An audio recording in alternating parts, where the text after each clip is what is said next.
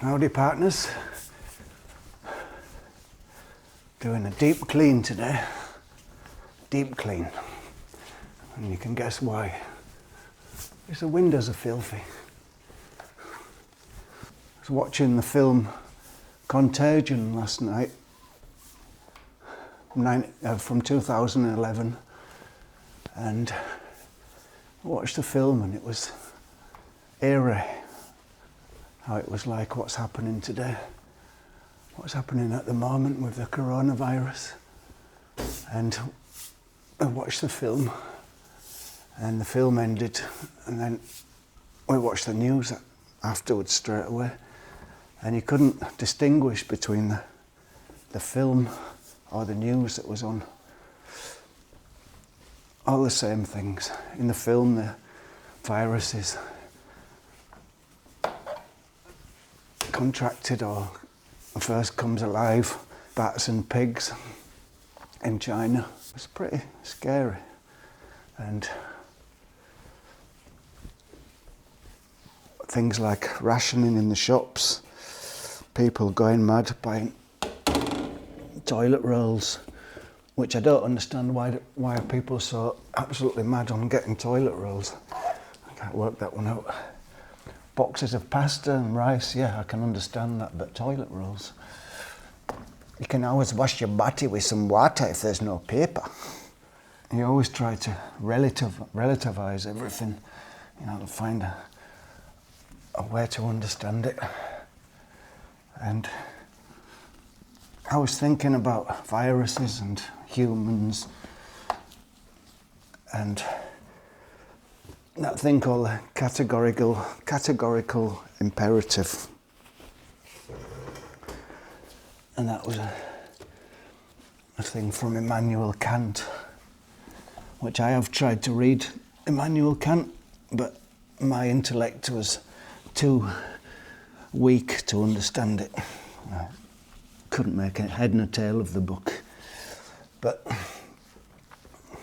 I try and paraphrase it in my understanding of it, how it is. Basically, as John Wayne said, a man's got to do what a man's got to do when the chips are down. And you've got your nature, the system, and it's brutal. It is brutal. It seems to be based on eat or be eaten, strike or be stricken.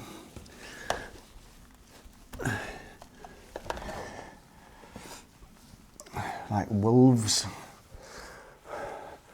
or dogs chasing cats, cats chasing mice,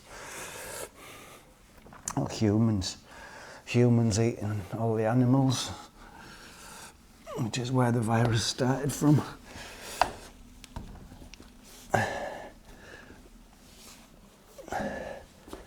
And within certain limits, the rule of eat or be eaten is a fact of nature. And I suppose being human, we try to make it a bit less obvious, dress it up nice. But it seems like when push comes to a shove, at the end of the day, you will always try and save your own skin. And all the values of your fellow man, and the worse it gets, the values even of your own family members will lose precedence to you saving your skin. And it just seems like that's the modus operandi, inbuilt way of nature. And these viruses work on the same principles, really, without any humanistic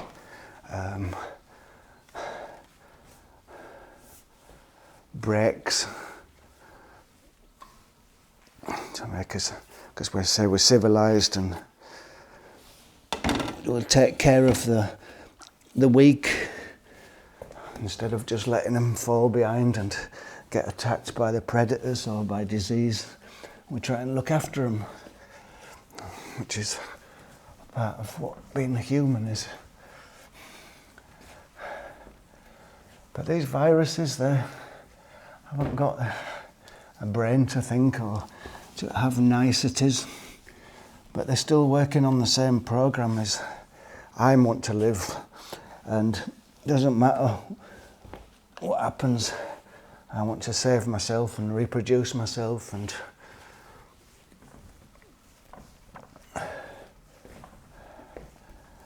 live like people who have died, crashed in planes and there's not enough to eat, or on ships, on boats, and they end up eating each other.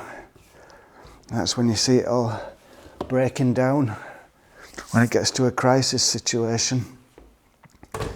And it seems like that's what could be slowly happening now. I suppose all things, viruses, even cancer. Cancer's just a little parcel of life that wants to live too, isn't it? And even though it will kill its host, it still wants to have its couple of minutes in the sun.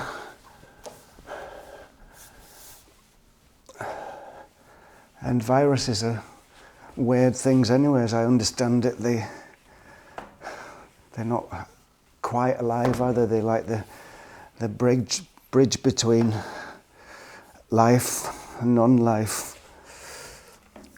And probably without viruses, well, 100% without viruses, that's what started off the life. And we're just communist bodies of cells which band together. But the building blocks are all these simple mechanisms which we might regard as evil, but it's part of us. There's nothing you can do about it. That's the way it is. And you see it in the supermarkets with this, people going out and panic buying, stockpiling, and people are saying, well, I've got to look out for myself, I've got to look out for my family, and the love of fellow man, love thy neighbour. It's a luxury we can't afford suddenly. And as well, it seems to me to be a truth as well, that periodically these things happen. Black Death, bubonic plague. And it's a way of strengthening the gene pool against viruses and germs. So not everything's so one-dimensional. It could be that these little attacks are a thing that keeps mankind functioning, humans, a thing that makes us stronger in the end. Culling the weak. It's about the fact that life is not all beer and skittles, and we are living in a jungle. I'm watching that film last night, the coronavirus, the Contagion film. It was so strange afterwards, going straight into the news. It was like the film wasn't finished. There were so many similarities to what's happening. Now I'm worried because my son's upstairs. He had to go to the doctors last week. And I always say the doctors is the worst place to go to catch anything in a waiting room. It's like licking a petri dish, isn't it, really? And he's got a cold now, a really bad cold. And of course, if you're thinking in the back of your mind, I wonder if it's coronavirus, And what it shows you is how weak and fragile the society is.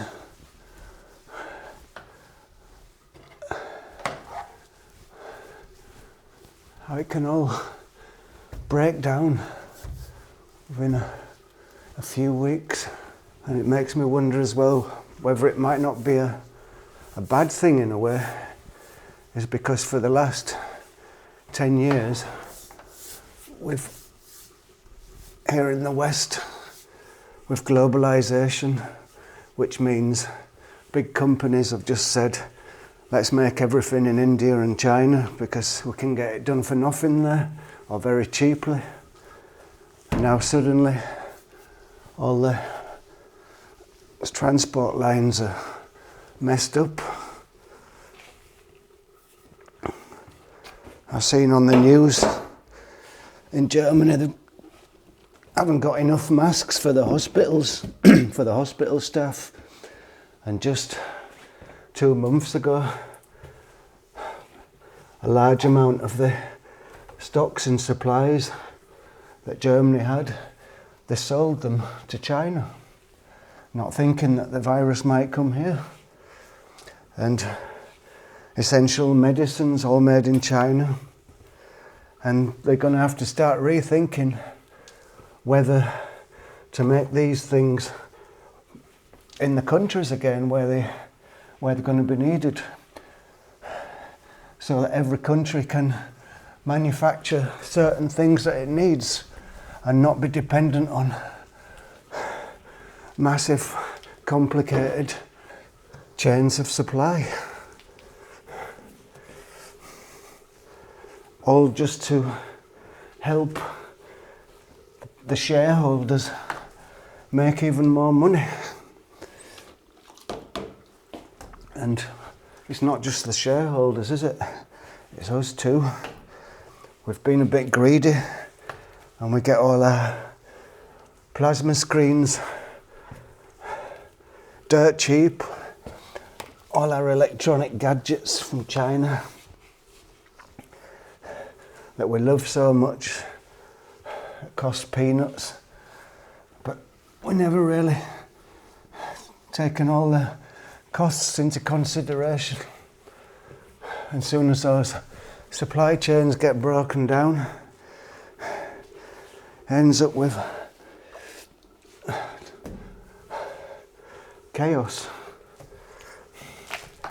And only the Chinese have got the capabilities to manufacture them things. So maybe it will make a little change in thought as to whether this globalism is sustainable. And it's a fancy sounding word, globalism, but to my eyes it's a nice word for slavery.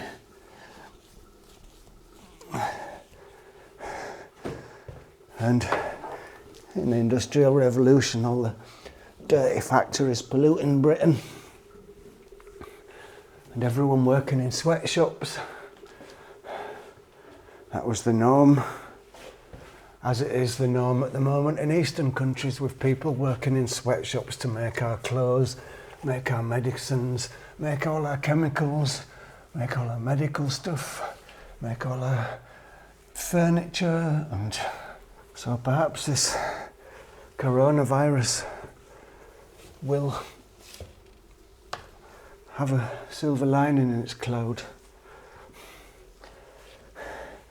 And that's the only way you can try and stay a little bit upbeat, isn't it? There's always got to be a plus point for it and a minus point. And I think the elephant in the room is cheap flights. Flights of going on as normal, and there's some kind of cartel in the background saying, let's not disrupt flights. That's the reason for it. And EasyJet and Ryanair flights for 30 quid. Not just the pollution, it's just unsustainable. Cruise ships. I know it sounds callous, but I'm not so sympathetic with the people who go on cruises anyway. And seeing as so many of those have been caught out on cruise ships, which are a perfect breeding ground for germs, I guess. So I just thought I'd have a little talk about it. Instead of just getting scared or mad, just try and relativise it a little bit. And do a deep clean, which was formerly known as spring cleaning. So I hope everyone stays well, and hope to catch you all later. And if it gets much worse, we'll be spending a lot more time just looking at stuff online, unless we have to go out and start fighting to get our supplies.